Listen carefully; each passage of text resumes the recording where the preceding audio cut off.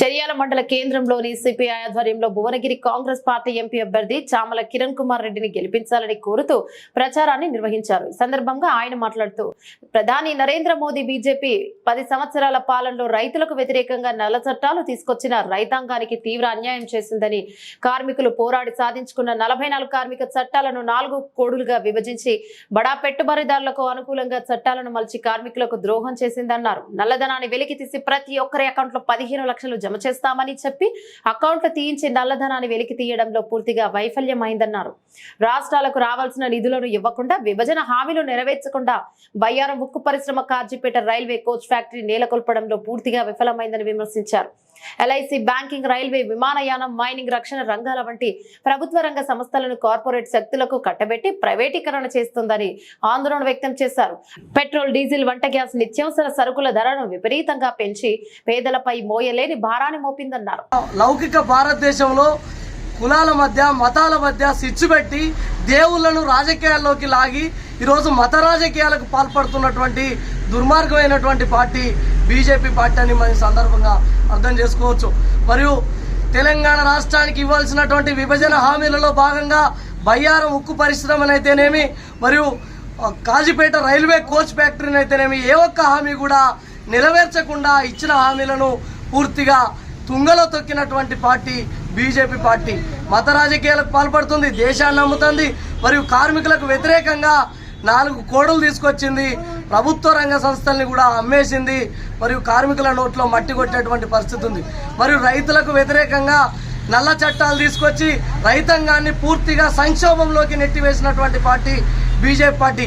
ఇన్ని రకాల ఇబ్బందులకు గురి చేస్తున్నటువంటి బీజేపీ కావచ్చు, ఈ రాష్ట్రాన్ని విపరీతంగా దోచుకొని మరియు నిరుద్యోగుల నోట్లో మట్టి కొట్టినటువంటి బీఆర్ఎస్ పార్టీ, మరియు రాష్ట్రాన్ని పూర్తిగా దోచుకొని అప్పుల పాలు చేసినటువంటి బీఆర్ఎస్, బీజేపీ, ఈ 2 పార్టీలు ఒకటే కనుక ఈ పార్లమెంటు ఎన్నికల్లో బీజేపీ, బీఆర్ఎస్ పార్టీలను బొందబెట్టి తరిమి కొట్టి రాబోయే పార్లమెంటు ఎన్నికల్లో కాంగ్రెస్ పార్టీ ఇండియా కూటమిని భారీ మెజార్టీతోటి గెలిపించాల్సినటువంటి అవసరం ఉంది.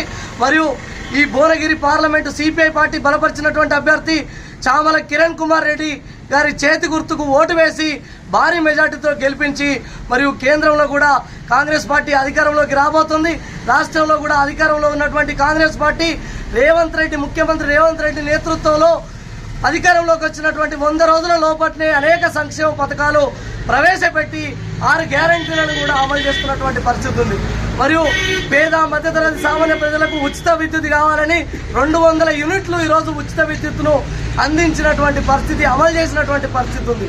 మరియు మహిళలు అన్ని రంగాల్లో ముందుండాలి, అన్ని భాగాలలో సగభాగం ఉండాలనే ఒక ఉద్దేశంతో మరియు మహిళలకు ఉచిత బస్ సౌకర్యం కూడా కల్పించినటువంటి పార్టీ మరి కాంగ్రెస్ పార్టీ.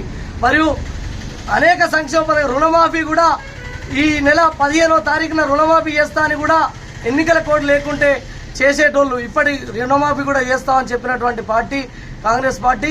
మరియు ఇచ్చిన హామీలు ఏ ఒక్కటి కూడా తూచా తప్పకుండా అమలు చేస్తూ ఉన్నారు. మరియు అమలు చేసే ప్రజాపాలన, ప్రజా సంక్షేమాన్ని కోరేటువంటి పార్టీ మరియు కాంగ్రెస్ పార్టీని భారీ మెజార్టీతోటి గెలిపించి కేంద్రంలో కాంగ్రెస్ ప్రభుత్వం అధికారంలోకి రావడానికి మరియు అన్ని రంగాలలో మన ఎంపీలను గెలిపించుకోవాల్సినటువంటి అవసరం ఉంది. ప్రజలు కూడా ఆలోచన చేయాలి. ఇదివరకే 10 సంవత్సరాలు మోసపోయి గోసపడ్డం కనుక కేంద్రంలో కూడా కాంగ్రెస్ పార్టీ అధికారంలోకి వస్తే రాష్ట్రంలో కాంగ్రెస్, కేంద్రంలో కాంగ్రెస్ డబుల్ ఇంజన్ సర్కార్ కూడా ఎంతో అభివృద్ధి చెందేటువంటి పరిస్థితి ఉంటుంది కనుక ఓటర్ మహాశైలారా, ఈ నెల 13న జరిగినటువంటి పార్లమెంటు ఎన్నికల ఓటింగ్లో మీరందరూ పాల్గొని చేతి గుర్తుకు ఓటు వేసి చామల కిరణ్ కుమార్ రెడ్డిని భారీ మెజార్టీతో గెలిపించాలని కోరుతూ ఈరోజు భారత కమ్యూనిస్టు పార్టీ సిపిఐ ఆధ్వర్యంలో చేర్యాల మండల కేంద్రంలోని షాప్ టు షాప్ మరియు విస్తృతంగా తిరుగుతూ ప్రచారం నిర్వహించడం జరిగింది. భారీ మెజార్టీతో గెలిపించాలని సిపిఐగా మేము విజ్ఞప్తి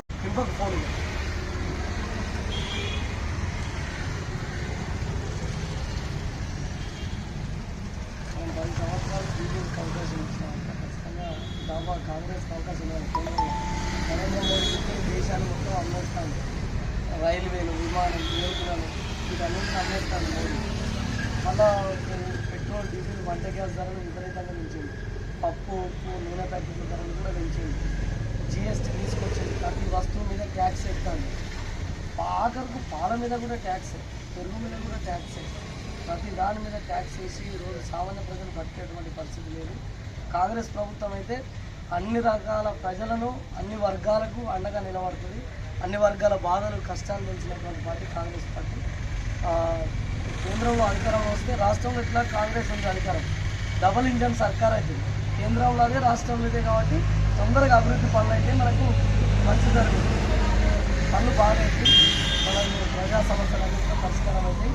రేవంత్ రెడ్డి అధికారంలోకి రాగానే కొద్ది రోజులలోనే 100 రోజుల లోపట్లోనే ఒక 3-4 పథకాలు అమలు చేసింది. ఉచిత బస్సు కావచ్చు, 500కే గ్యాస్ కావచ్చు, మరియు ఇది ఉచిత విద్యుత్, మళ్ళీ 10 లక్షల ఆరోగ్యశ్రీ, అనారోగ్య సమస్యలతో హాస్పిటల్ అంటే 10 లక్షల రూపాయలు, ఇట్లా అనేక సంక్షేమ పథకాలు ప్రవేశపెట్టింది. ఎన్నికలకు కూడా రాకపోతే ఈ రైతు బంధు కూడా ఇవాళ పడేది. 7 లక్షల కమిషన్లకు ఇంకా అనేక సంక్షేమ పథకాలు 6 గ్యారెంటీలను ఖచ్చితంగా అమలు చేసి తీరుద్ది. కాంగ్రెస్ పార్టీ ఇచ్చిన మాట తప్పదు. తెలంగాణ ఇచ్చింది కూడా కాంగ్రెసే. ఖచ్చితంగా కాంగ్రెస్ పార్టీని ఆదరించాలి మీరు అందరూ, సరేనా? వద్దు విలేకరు సల్లగా ఉండాలి, విలేకరు